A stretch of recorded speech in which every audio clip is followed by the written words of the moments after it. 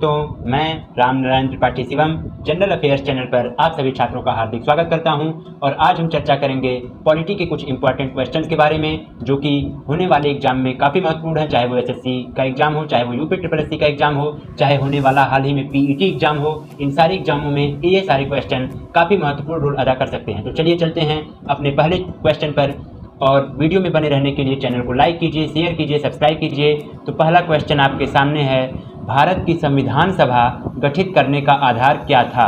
Option first है भारतीय राष्ट्रीय कांग्रेस का प्रस्ताव, ऑप्शन सेकंड है cabinet mission plan 1946, option third है भारतीय स्वतंत्रता अधिनियम 1947 और ऑप्शन लास्ट है भारतीय डोमिनियन के प्रांतीय राज्य विधानमंडलों के प्रस्ताव। तो फिर अब हम आंसर के बारे में इसका चर्चा करेंगे। तो इसका आंसर है cabinet mission plan 1946। Cabinet mission के बारे में थोड़ी सी हम जानकारी आपको दे देते हैं।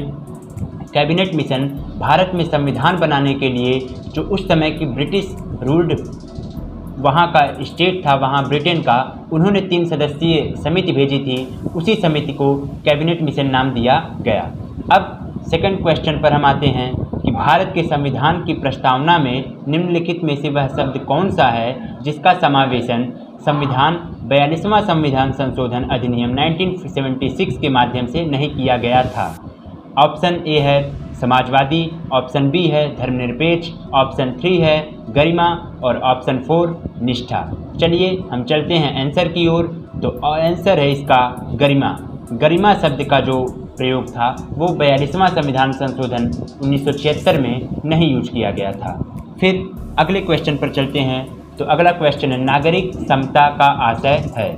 ऑप्शन फर्स्ट है कानून के समक्ष समता, ऑप्शन सेकंड है अवसर की समानता, ऑप्शन थर्ड है धन का समान वितरण और ऑप्शन लास्ट है राज्य के मामलों में भागीदारी का समान अधिकार। आंसर है इस क्वेश्चन का कानून के समक्ष समता, अर्थात कानून के लिहाज से जो भी सदस्य समान होंगे, जो भी नागरिक समान होंगे, उसी का अर्थ होता है नागरिकता की समता।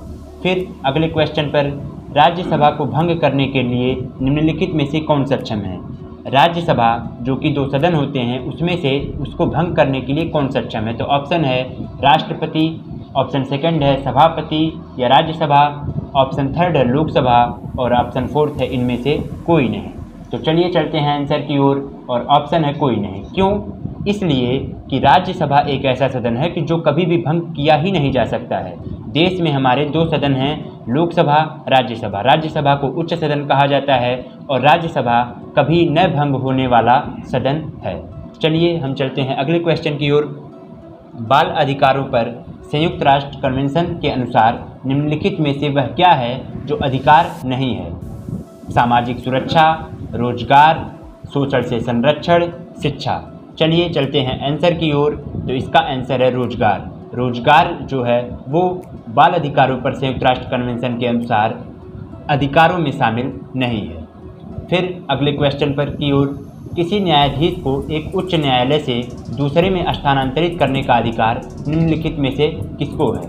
तो ऑप्शन है भारत के मुख्य न्यायमूर्ति को, ऑप्शन बी है भारत के राष्ट्रपति को, ऑप्शन सी है भारत का विधि मंत्री और ऑप्शन फोर्थ है केंद्रीय मंत्रिमंडल। चलिए चलते हैं आंसर की ओर, और आंसर इसका है कि भारत के राष्ट्रपति, अर्थात भारत के राष्ट्रपति को ही ये अधिकार है कि वो किसी भी न्यायाधीश को एक उच्च न्यायालय से दूसरे राज्य के उच्च न्यायालय में स्थानांतरित कर सकते हैं। चलिए चलते हैं अगले क्वेश्चन की ओर। संसद के 2 सत्रों के बीच निम्नलिखित में से अधिक कितने समय का अंतराल दिया जा सकता है? 4 मास, 6 मास, 8 मास, 9 मास। तो चलिए चलते हैं आंसर की ओर, और इसका आंसर है 6 मास।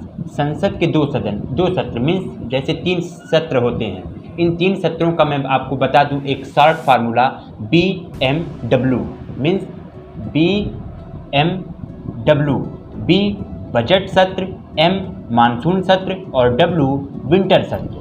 3 सत्र भारत के सदन में होते हैं, बजट सेशन, मानसून सेशन और विंटर सेशन। और 2 सदनों के, अर्थात जैसे कि बजट सेशन मान लीजिए फरवरी में चल रहा हो, तो मानसून सत्र कब आएगा? तो फरवरी से लेकर 6 महीने के अंदर अंदर ही मानसून सत्र आ जाना चाहिए। इसी का अर्थ है कि संसद के 2 सत्रों के बीच निम्नलिखित में से कितना अधिक से अधिक अंतर हो सकता है? तो इसका आंसर है 6 मंथ इसका अधिक से अधिक अंतर हो सकता है। चलिए चलते हैं अगले क्वेश्चन की ओर, शिक्षा का विषय। अब ये क्वेश्चन है कि शिक्षा का विषय किस सूची में है। ऑप्शंस हैं संघीय सूची में है, ऑप्शन है राज्य सूची में है, समवर्ती सूची में है या फिर अवशिष्ट विषयों में है। तो चलिए चलते हैं आंसर की ओर, और शिक्षा जो विषय है वो समवर्ती सूची में है। तो समवर्ती सूची क्या होती है?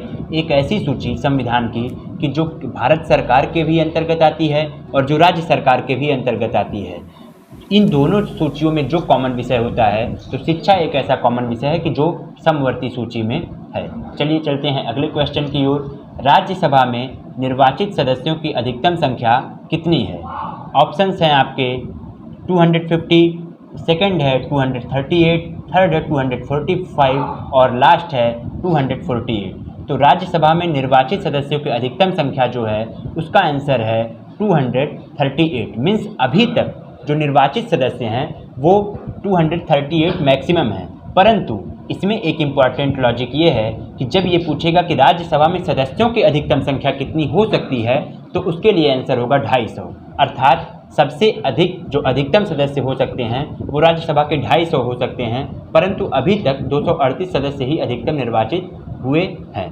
चलिए चलते हैं अगले क्वेश्चन की ओर, हर 5 वर्ष के बाद वित्त आयोग का गठन कौन करता है? वित्त आयोग जो वित्तीय समितियां देखने के लिए, जो वित्त संबंधी कार्य देखने के लिए जो वित्त आयोग होता है उसका गठन कौन करता है? तो ऑप्शंस हैं मंत्रिपरिषद, संसद, राष्ट्रपति, नियंत्रक एवं महालेखा परीक्षक। तो इसका आंसर है कि जो राष्ट्रपति होते हैं वो हर 5 वर्ष के बाद वित्त आयोग का गठन करते हैं, और वित्त आयोग का गठन वो उस समय के प्रधानमंत्री की ही सिफारिश पे करते हैं। मीन्स कि वो जो वित्त आयोग होता है उसमें वो जो रूलिंग सेंट्रल गवर्नमेंट होती है उसका कहीं न कहीं रोल होता है। चलिए चलते हैं अगले क्वेश्चन की ओर, और अगला क्वेश्चन है संसद के दोनों सदनों का संयुक्त अधिवेशन कब बुलाया जाता है? ऑप्शंस हैं केवल राष्ट्रीय आपातकाल की स्थिति में, ऑप्शन सेकंड है जब एक सदन द्वारा पारित विधेयक दूसरे सदन द्वारा अस्वीकार कर दिया जाए, ऑप्शन थर्ड है एक सदन द्वारा अनुमोदित कर दूसरे सदन द्वारा अस्वीकार कर दिया जाए, और ऑप्शन फोर्थ है जब एक सदन द्वारा पारित कोई विधेयक या कर दूसरे सदन द्वारा अस्वीकार कर दिया जाए।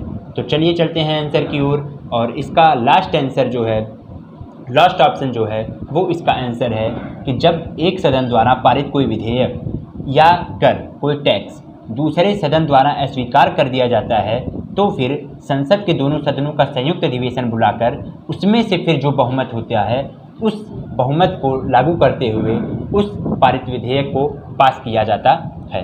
चलिए चलते हैं अगले क्वेश्चन की ओर, और अगला क्वेश्चन है राज्य विधानसभा द्वारा पारित साधारण विधेयक विधान परिषद द्वारा अधिकतम कितनी अवधि तक विलंबित किया जा सकता है? तो ये है कि ऑप्शंस इसके हैं 1 महीना, 6 महीना, 3 महीना या फिर 4 महीना। तो आंसर की ओर चलते हैं, और आंसर इसका है 4 महीना। फिर अगले क्वेश्चन की ओर चलते हैं, भारत में किसी राज्य में राष्ट्रपति शासन लागू किया जाता है जब? कब लागू किया जाता है? तो ऑप्शंस आपके इस प्रकार हैं, राज्य का मंत्रिमंडल त्यागपत्र दे दे, राज्य के राज्यपाल की मृत्यु हो जाए, चुनाव की घोषणा कर दी जाए, या फिर आखिरी ऑप्शंस है राज्य का शासन संविधान के अनुसार न चलाया जा सके। तो इसका आंसर है राज्य का शासन संविधान के अनुसार न चलाया जा सके। जब संविधान के अनुसार, जब भारत के संविधान के अनुसार, कानून के अनुसार राज्य का शासन नहीं चलता है, राज्य में तानाशाही चलने लगती है, तो उस समय भारत में किसी राज्य में राष्ट्रपति शासन लागू किया जा सकता है।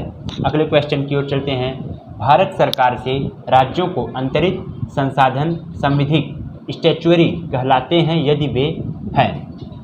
क्या हैं? ऑप्शंस हैं ऋण के रूप में हों, योजना आयोग की सिफारिश पर हों, वित्त आयोग की सिफारिश पर हों, या फिर अनुदान के रूप में हों। तो इसका आंसर है वित्त आयोग की सिफारिश पर हों।